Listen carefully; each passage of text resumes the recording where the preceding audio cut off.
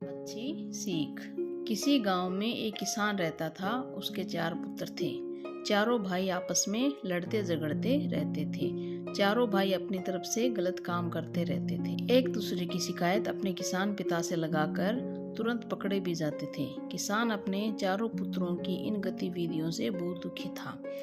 उसको चिंता सताने लगी, जिसके कारण बीमार हो गया। अब किसान अपनी अंतिम सांसें गिन रहा था, परंतु चारों पुत्रों का लड़ाई झगड़ा उसको ठीक प्रकार से मरने भी नहीं दे रहा था। किसान ने अंतिम उपाय के रूप में चारों पुत्रों को अपने पास बुलाया और बोला, मेरा अब अंतिम समय आ गया है। तुम सब मिलकर मेरी अंतिम इच्छा पूरी करो। यह है किसान और ये किसान के चारों पुत्र, और वो इन चारों पुत्रों को समझा रहा है कि मेरी अंतिम इच्छा है वो पूरी कर दो। किसान इन पुत्रों के व्यवहार से बहुत दुखी था। वो इनका लड़ाई झगड़ा बंद कर देना चाहता था। वो चाहता था कि चारों एक साथ रहे। अब देखो आगे किसान ने क्या कहा। चारों पुत्र तैयार हो गए। उन्होंने पिता की आज्ञा को पूरा करने का वचन दिया। किसान ने अपने चारों पुत्रों से पतली पतली कई लकड़ियां मंगवाई।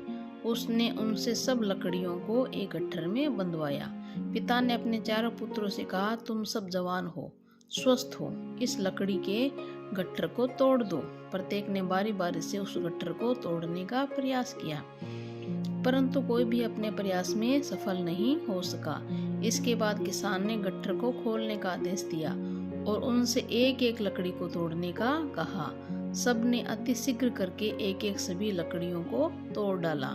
किसान ने कहा, पुत्रों, जिस प्रकार तुम पतली लकड़ियों के गट्ठर को नहीं तोड़ सके, परंतु एक एक करके तुमने सारी लकड़ियों तोड़ डाली, ठीक उसी प्रकार यदि तुम अलग अलग रहोगे तो कोई भी तुम्हारा अहित कर सकता है, परंतु यदि तुम लकड़ियों के गट्ठर की तरह मिलकर एक रहोगे तो तुम्हारा कोई कुछ भी अहित नहीं कर सकता।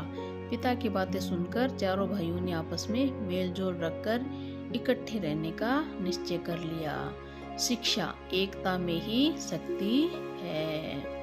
देखो यहाँ पर किसान ने बेटों से लकड़ियां मंगवाई, पतली पतली, उनका गट्ठर करने को कहा और लकड़ियों का गट्ठर तोड़ने का आदेश दिया, लेकिन चारों में से कोई भी लकड़ियों का गट्ठर नहीं तोड़ सका।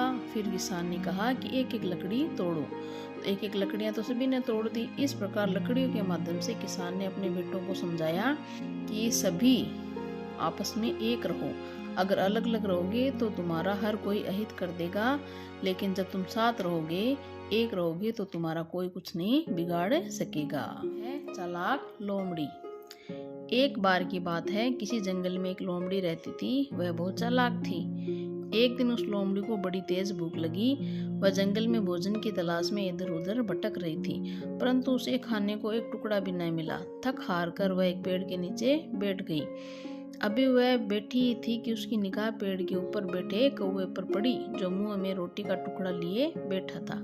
रोटी को देखते ही उसके मुंह में पानी आ गया। वह कौवे से रोटी छीनने का उपाय सोचने लगी। अभी वह कुछ सोच ही रही थी कि उसे एक तरकीब सूझी। लोमड़ी ऊपर मुंह करके प्यार से बोली, कौवे भैया, आज तो आप बड़े दिनों में दिखाई दे रही हो। मैंने आपको न जाने कहां कहां ढूंढा, परंतु आप कहीं न मिले। आपको देखकर मेरा बहुत मन कर रहा है कि मैं आपका गाना सुनूं, क्योंकि आपकी आवाज इतनी मधुर है कि मैं अपनी सुध बुध खो बैठती हूँ। भैया, कृपया अपना गाना सुना दो, आपका बहुत उपकार होगा। कौवा अपनी प्रशंसा सुनकर फूलकर कुप्पा हो गया। जैसे उसने गाना गाने के लिए मुंह खोला, रोटी का टुकड़ा नीचे गिर गया। लोमड़ी ने झट से टुकड़े को उठाया और भाग गई। कौवा यह सब देखकर अपने ऊपर पछताने लगा। किसी ने ठीक ही कहा है, अनावश्यक प्रशंसा घातक होती है। शिक्षा, झूठी प्रशंसा से खुश नहीं होना चाहिए। ये देखिए, कौवा है, कौवे के मुंह में रोटी है और यहाँ नीचे लोमड़ी है। अब लोमड़ी इस रोटी को पाना चाहती है, तो उसने तरकीब लगाई कि इस कौवे को मूर्ख बना जाए।